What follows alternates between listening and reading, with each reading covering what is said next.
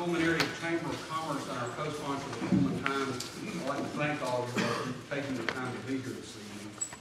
I want to say a special thanks to the Chamber's Government Affairs Committee for organizing this event, and to Mayor Townsend and the City of Coleman for hosting the event tonight. If you will, at this time, please take a moment to switch your cell phones to either off or silent mode.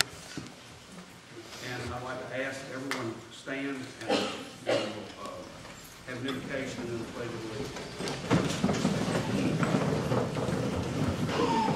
Heavenly Father, you bless the citizens of the United States of America with freedom to choose their elected leaders.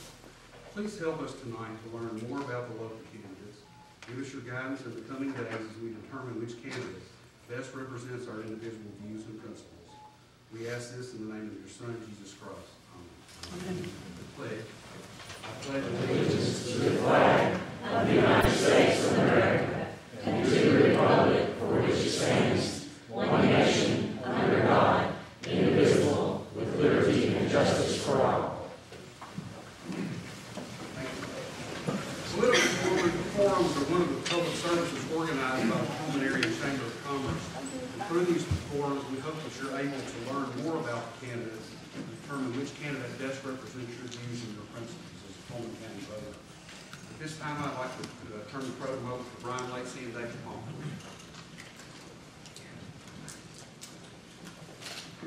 First, let me thank each of you for not only being here tonight to participate, but for your willingness to be candidates in our county.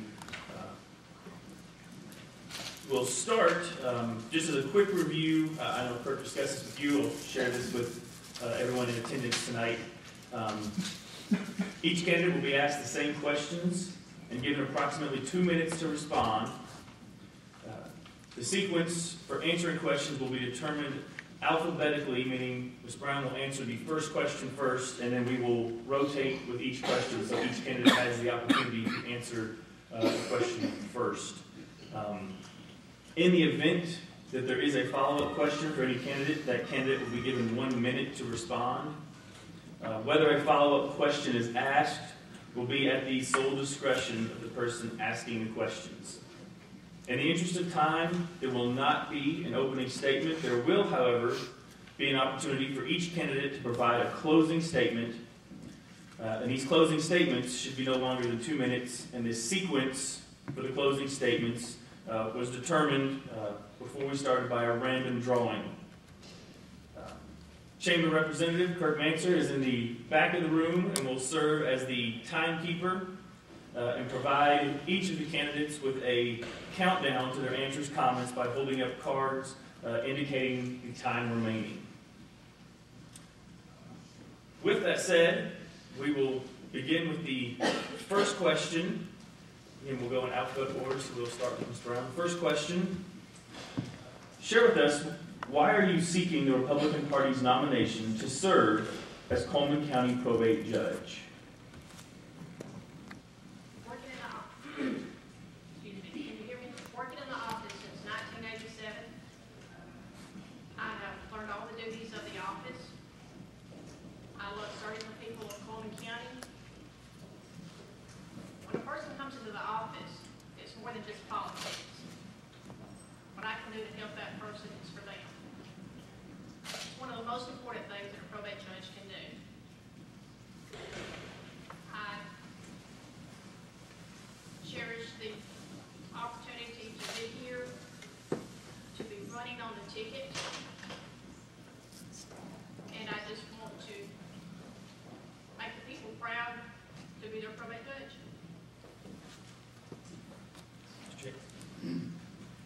My interest in serving the people of Coleman County as probate judge goes back a long way.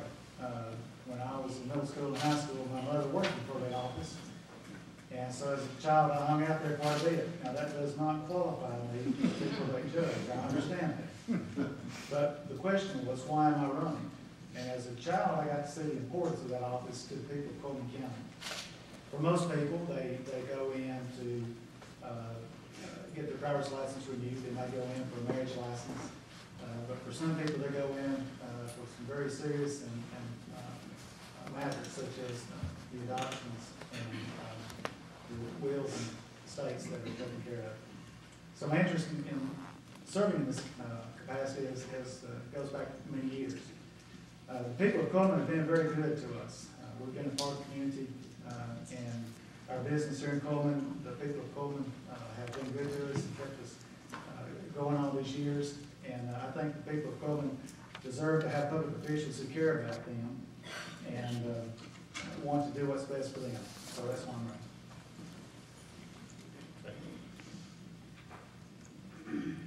Why I'm seeking the nomination to serve as a probate judge.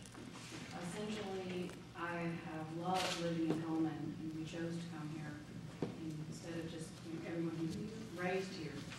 And I believe that my knowledge that I've gained through education and experience can be used to expand the office beyond what people normally think of. I've also represented clients before the probate judge and know what's needed as far as to protect individual rights. And it's something I've been thinking about since 2000 when Judge Burleson retired. And in 2006, I thought of running, but I was in law school and wanted to finish what I started. And I feel that having knowledge, there's no point to having knowledge and experience if you don't use it to help someone.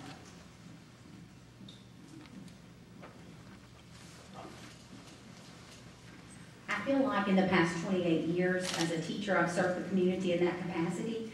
And now that I am retiring as a school teacher, I would like to serve the community in another way. I've told this story over and over again about how that when I was 16 and my dad took me to get my driver's license, it was Judge Burleson's first or second year in office. And he came out in the hall and knew my dad by name, shook his hand, they chatted. And he was the only one that he talked to and called by name. And so that impressed me. And as we were walking out, my dad said, do you know who that was? And of course I didn't. And he explained who he was. And he said, you might be probate judge. You might run for probate judge one day because he's a retired school teacher. So I think that probably planted the seed that long ago. And believe me, that was a long time ago. But I really love this town. I love this county. My family has deep roots in Coleman County.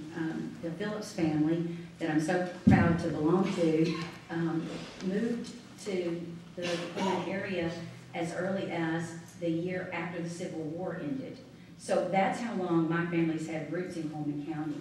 And so I love this county, and I would like to see if there is something that I can do, some way that I can serve the community now that I'm retired from teaching. I have always worked to help others, and I feel that I can continue to help others in the capacity of serving as your probate judge. I have over 12 years of experience working in the legal field as a legal assistant dealing with probate issues. I have worked with the families to help draw up the paperwork for their wills, for probating their estates, for commitments when they had to commit a loved one, when they had to take a conservatorship or a guardianship over a parent, or whether they were adopting a new child. I feel I have a lot to offer with that experience and that I can serve the people well and give back to my community.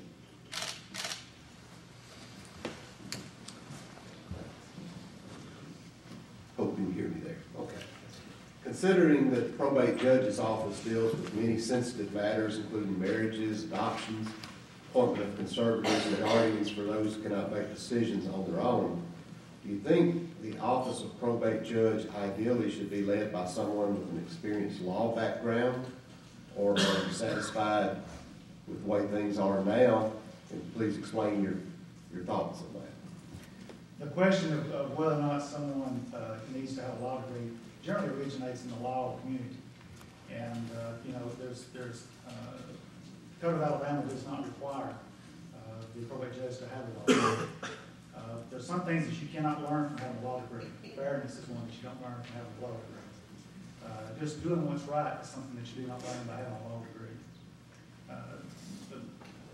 The job of probate judge, over the years I've had the opportunity to talk to several probate judges across the state. Because I knew one day that I would someday seek this office when I was the administrative assistant to Governor Hunt. That was the role that I was in at the time when I had the opportunity to speak to several probate judges. And I would begin to question them about, well, how did you prepare yourself to be probate judge? None of them said they went and got a law degree. They loved their community. They knew what was fair. They wanted to do what was right for their community. That was what they did to prepare themselves, and that's what I have done to prepare myself.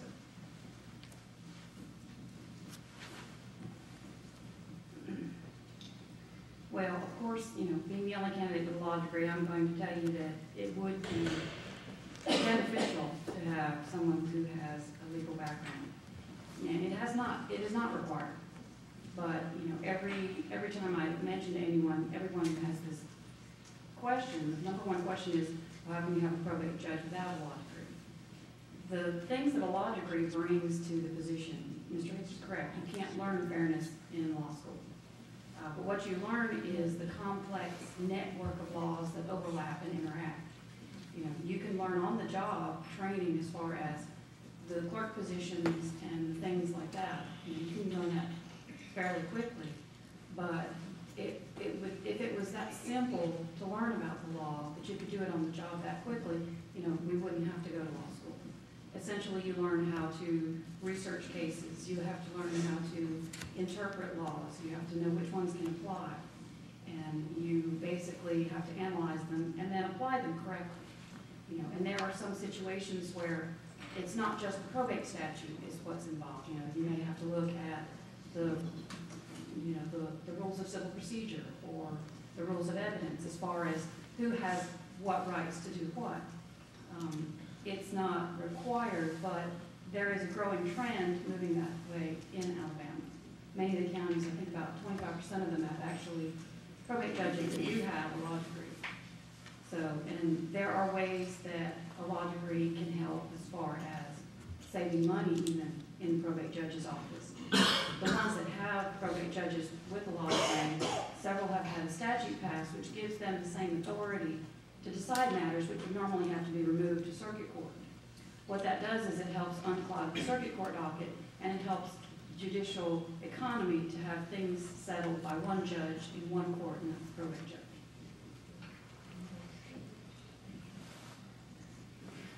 I like tradition.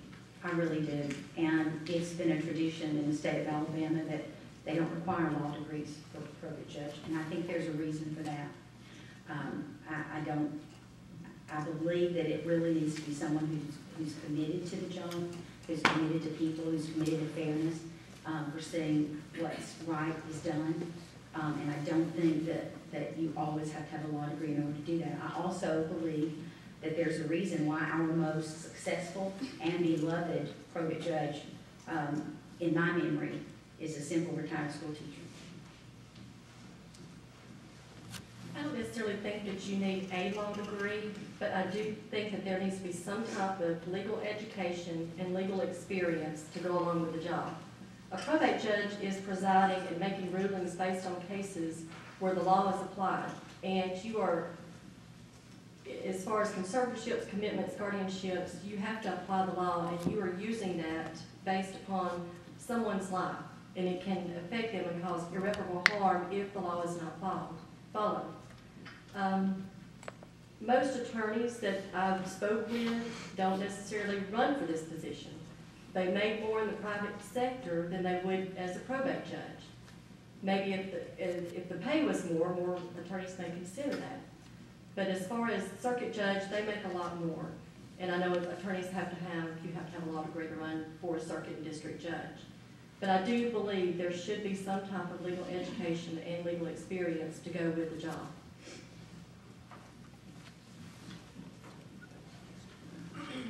It's true from the other candidates that you do not have to have a law degree for Coleman County to be a probate judge. There are other counties that require that. There are very sensitive matters in the probate court.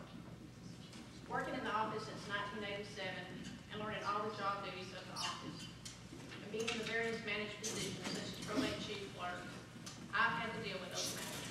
Not only in assisting and preparing the paperwork, but I've also heard those cases.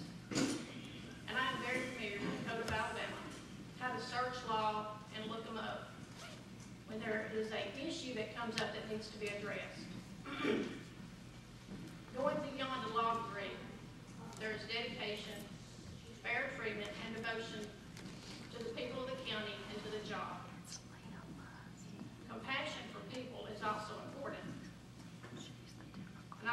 one of the things that goes beyond the law degree. I have the training, I have done the paperwork, I have been there. I've done the work with employees, so I'm very familiar with the office. So I don't necessarily think that you have to have a law degree, and like we stated, it's not required to have one, but there's other issues and other factors that need to be looked at and addressed when choosing the next probate judge.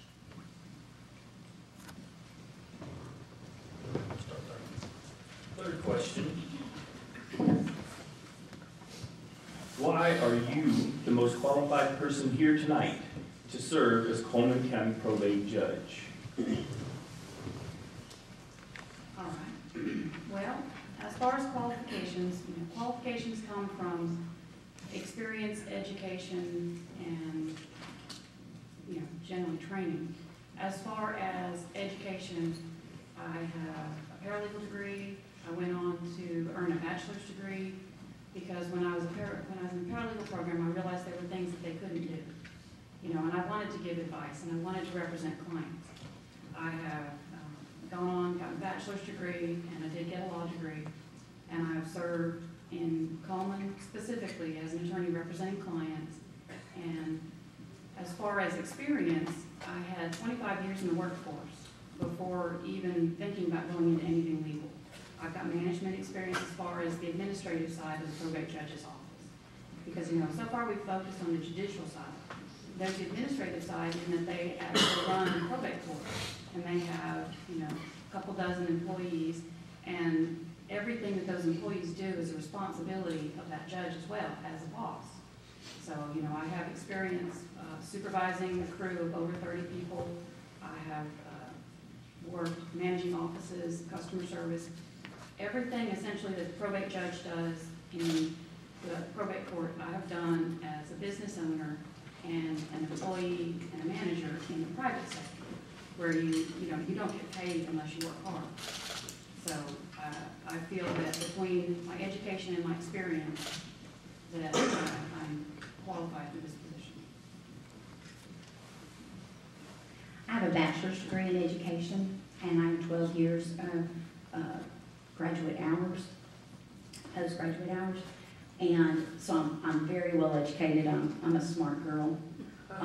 There'd be nothing there that I couldn't learn about. But even having said that, for the past 18 years, I've worked as a legal assistant during the summers and have handled everything that the probate judge's office handles, whether it's conservatorships, commitments, licensing, things like that. There'd be nothing that would come before me that I haven't dealt with as a legal assistant. And of course, it's not the same as having a law degree. There would be nothing that could take the place of that. See, I said that for you because I love her. But having said that, though, I think that probably, in all honesty, I'm not the most qualified. If you go by education, it would be Ann Cersei Bannon. If you go by experience, it would be Tammy Brown. Come on. I'm honest. And that's one of the things that I hope stands out about me, is that no matter what happens, I'm going to tell you the truth. And I'm going to be myself. I'm nobody except Candy Phillips Thomas. And I think that says a lot for me. So I hope that people will take that into consideration. I hope for me. Thank you. What I have to offer the office as far as being the most qualified is the 12 years of experience working in the legal field, dealing with the probate issues. I worked with the families along with the attorneys to draft the documents to file the conservatorships, the guardianships, commitments, adoptions, name changes, such as that, probating the wills and the estates. I decided when I was going to run for this position, I went back to school. I enrolled in night school at Wallace, working full-time during the day to get my paralegal degree. I wanted to make sure that if I was elected, that I at least had the education there to know where to look for the law and how to apply it. I also have a very hard work ethic. I got that from my mother. I've always worked, sometimes 2 jobs. I've been a single mother with 2 kids, and making sure that they were provided for. I have management experience from working in the law office and managing there with accounts receivable, women such as that worked in the office and the staff. So I feel that I am fully prepared to be able to serve as probate judge and uniquely qualified. I'd like to say first of all that I feel like that I'm all about education. Don't misunderstand me. Education is a wonderful thing. Just when I got out of high school, I was given the opportunity by Tom Burleson to go to work in the office and to learn all the job duties. I've worked with 3 administrations, and I respect each one today. But I am a candidate who has done the jobs in there with the training. I have done the driver's license, the marriage license, the hunting and fishing, the recording department. I've been in the probate court. I've prepared those documents. I've heard those cases. I've oversaw the election process. I've had on-the-job training and hands-on experience in every department. I think that qualifies me to run for the office and to know the office. I too, in 1999, decided that I wanted to venture out and go to work for an attorney. An experience I wouldn't take anything for. And there I learned to prepare those documents for the office. But I soon realized when I was there that I was in the probate office and serving the people of this county. And I was able to return to that office. And I think just being there and doing the paperwork and being in the management positions makes me qualified to run for the probate judge.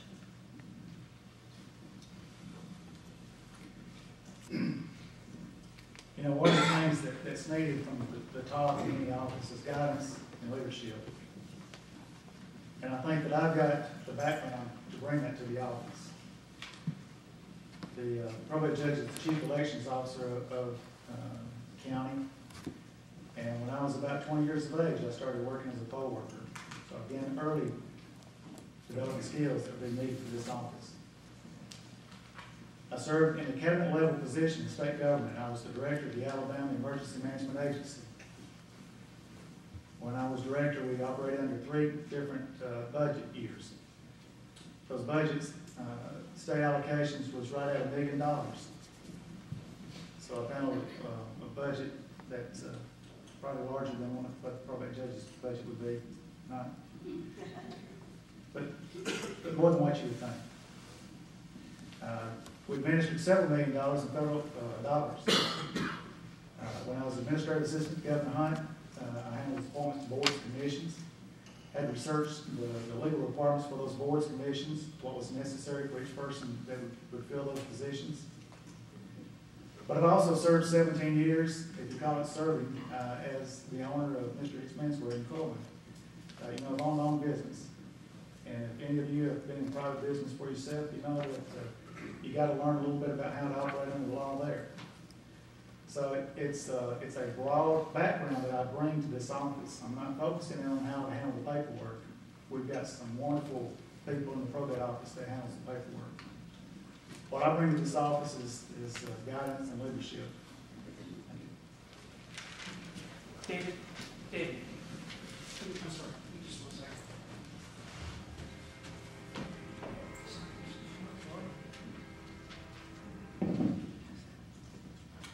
Hello?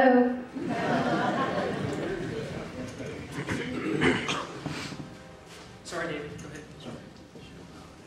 Okay, I'll qualify this one with money issues aside, living in the state.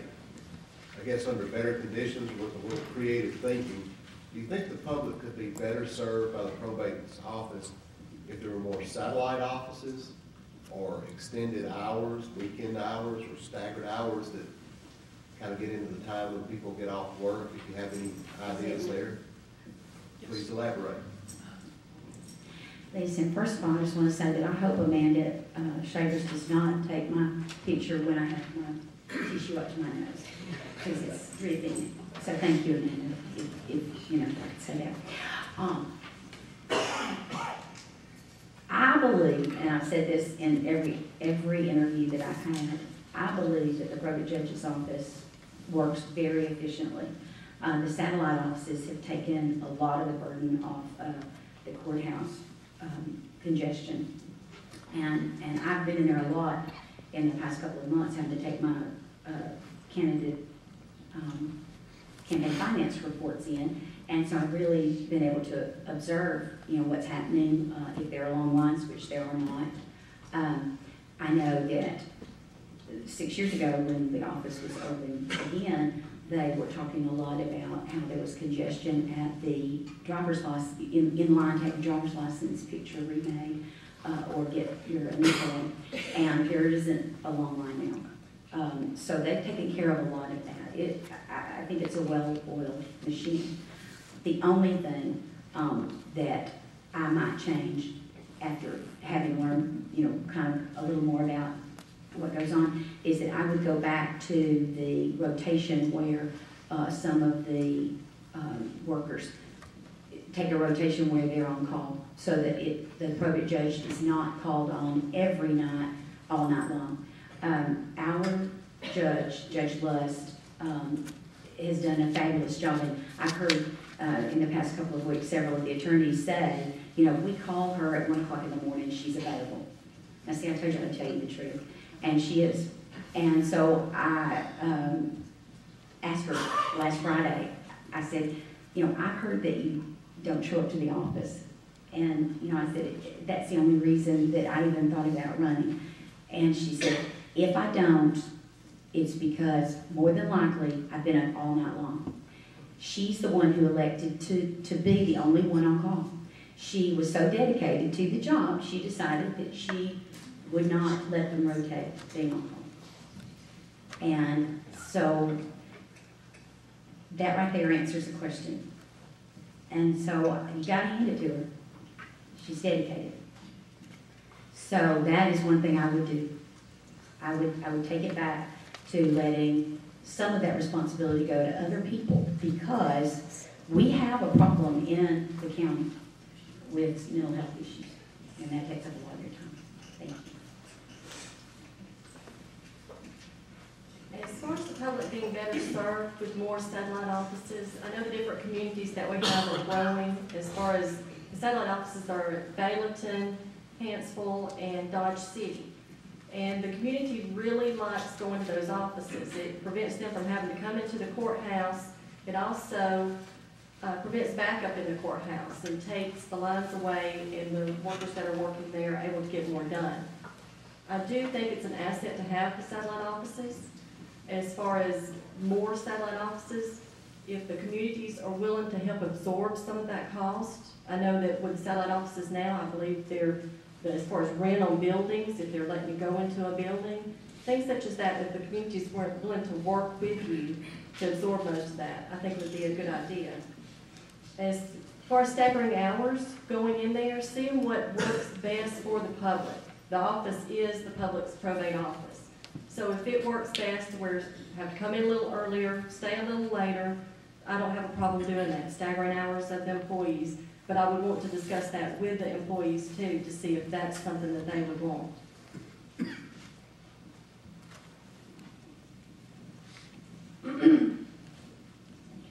And dealing with issues on better serving the office, I totally agree with the satellite office being open.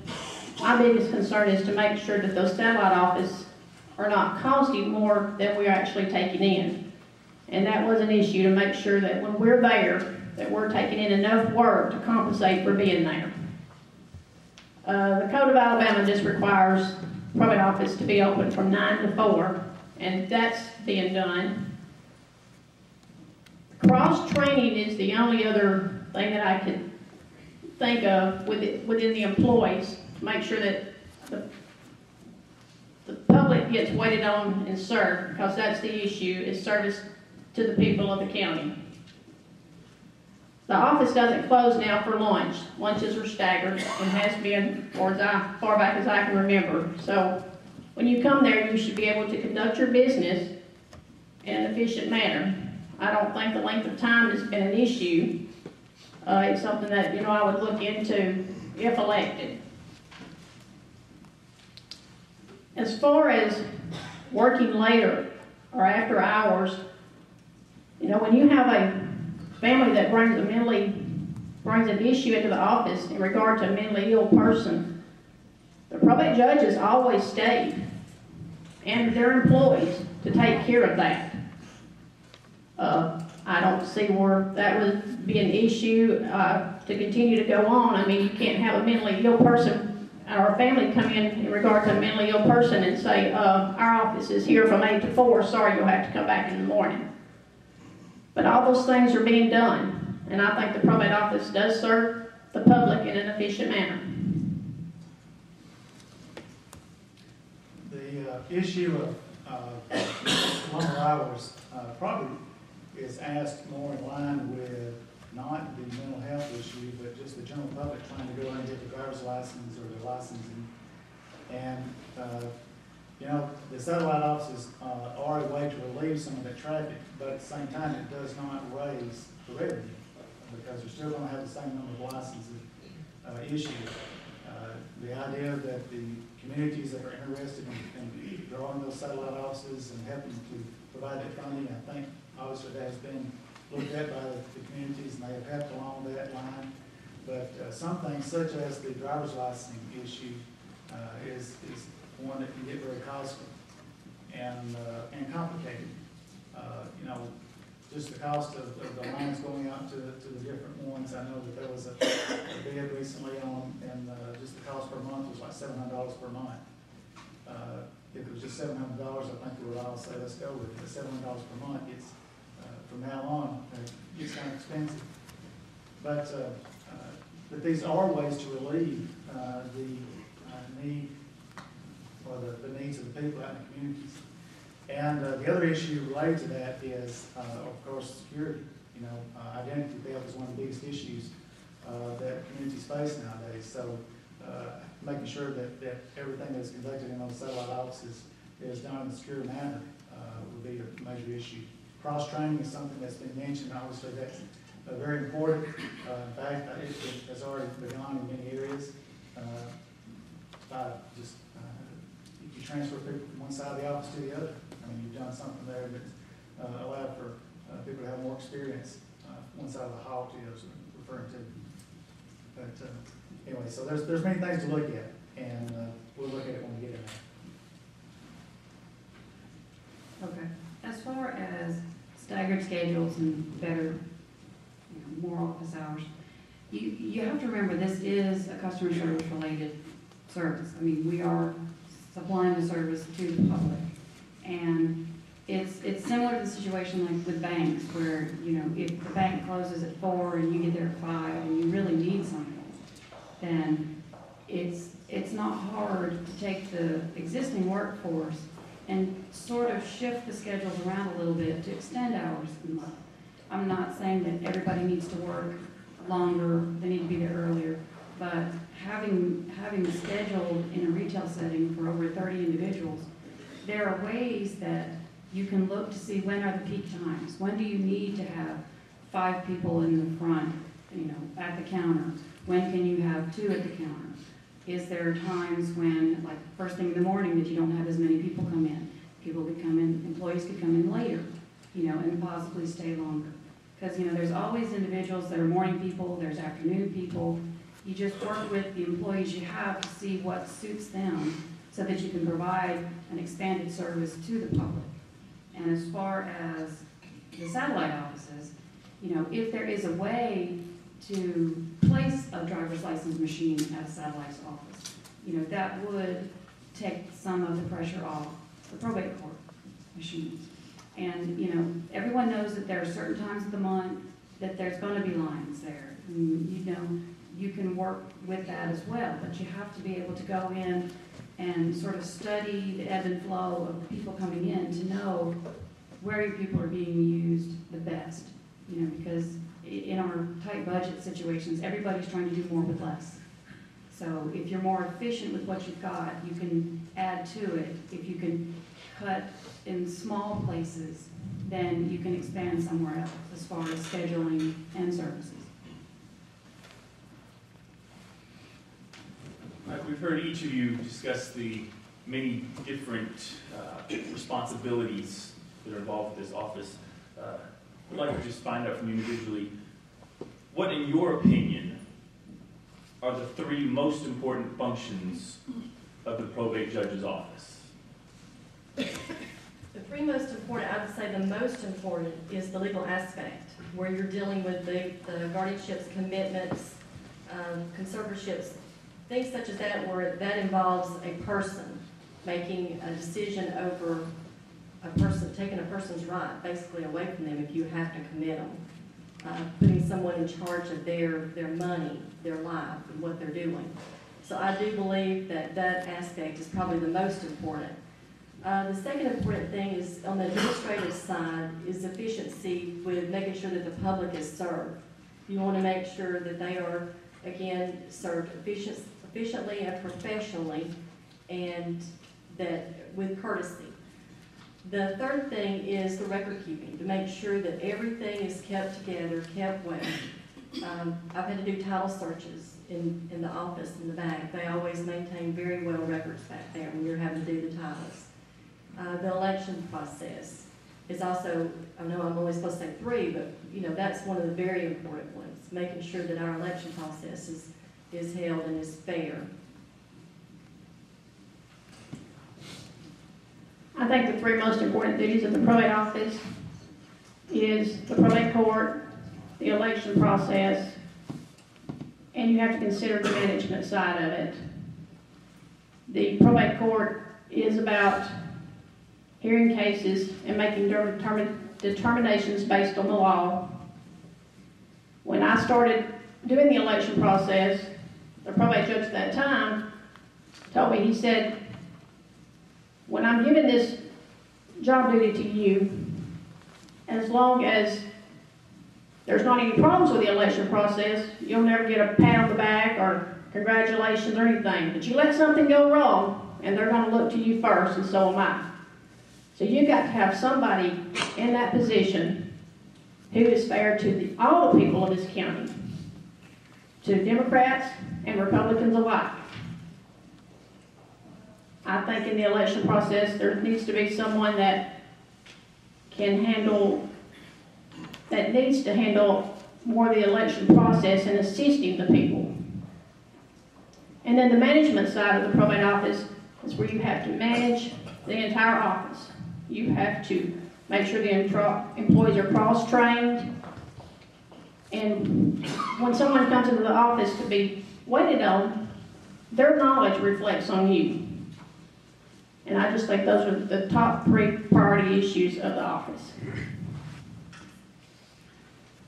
You put the categories in liberty, property, and prosperity. Our liberties are coming to play when we look at mental illness and whether or not we're going to take away somebody's liberty. It also comes into play when we're looking at the election process. Men have fought for us to have the right to vote. Our properties is important because the chief recording office for the property of the county, as individuals, mortgages and things like that. And then for, I said prosperity, I think I actually prosperity, but talking about our families. And the side of the office that deals with the children, the families of our communities, is also very important. Thank you. Well, I'd say probably the number one most important function has to deal with the mental health issues. When you're dealing with individuals who have some sort of problem, they're looking at being involuntarily committed, and you're dealing with the families involved, because that's a very heart-wrenching decision to have to make when you're dealing with your loved ones. I think, the entire process involved is extremely important, and it's important to remember, that these are individuals and they deserve respect, and to ensure their rights. The next most important function I would have to say is probably the management function, as far as being, a service-oriented leader to the probate court. Because as I've stated before, everything that they do reflects on you, and it's your responsibility to ensure not only customer service, but, you know, compassion, make sure that the public is being served. As far as the third most important function, I'd probably have to say accessibility. You know, I mean, it's not exactly an area that you're making judicial decisions on, but, you know, you have to be available, you have to provide the services when people need it, as far as, you know, whether you are dealing with just recordings, or you're dealing with more sensitive matters, or you're there for marriages, you know, because the individuals want to be married. They don't want to have to, you know, schedule it. They may want to just spur of the moment, stop in and get married. So I would think that would probably be one of the third most important functions. The three most important aspects of the probate judge's office, in my opinion, is number one, maintaining the confidentiality of the cases that come before you, especially those involving the mentally ill. They deserve not only everything we can do for them, but they deserve the respect that anyone of our citizens deserve. And I think that that's the biggest thing that the probate judge's office can do. The second thing would be the efficiency of the office, and as I've already said, I really honestly believe that they are already efficient, although, of course, when you get into an office situation and you see the ins and outs of the daily running, you might find other things, other ways that you can improve the efficiency. And of course, I would be open to doing that. And I think of course, as has been said before, the third thing that I believe is important is the election, making sure that not only everyone who has the right to vote votes, but that every vote counts. Thank you.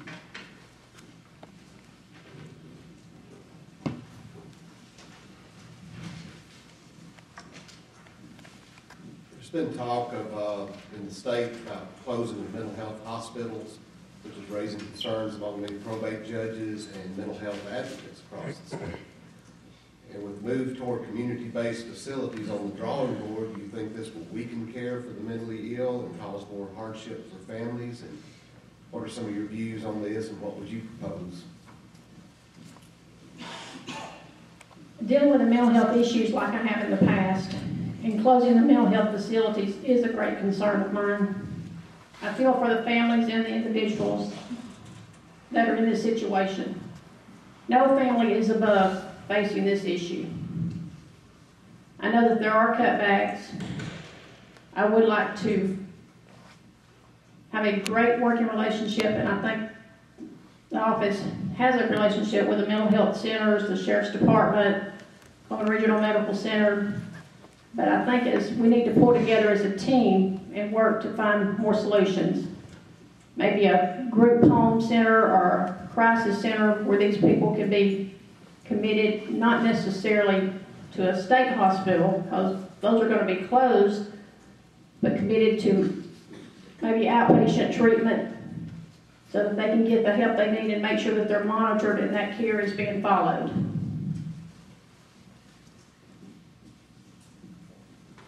Could you repeat the question? With the possible closing of mental health hospitals being raised in the state, there's been a lot of concern among probate judges, articles I've read, and what will happen next. And of course, mental health advocates as well are expressing concern. And there's a move toward community-based facilities, whatever those may be, in programs. On the drawing board, do you think this will weaken care for the mentally ill and cause more hardship for families? And do you have any ideas in light of the budget situation that you would offer? The scary part of this is we don't know what's going to happen in the short term. What appears to be happening in the long term is something that probably was going to happen.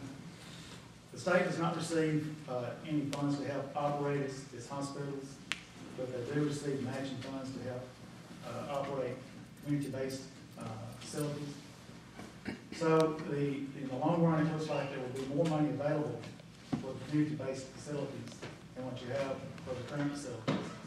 So in the long run, it looks like you will have a better opportunity to meet the needs of the people. Also, we're no longer in a situation where we need to segregate our mental health community citizens, away from the regular population. They need to be brought back in and mainstreamed back into society as quickly as possible. So community-based facilities is actually going to provide a greater opportunity to meet their needs than what we currently have.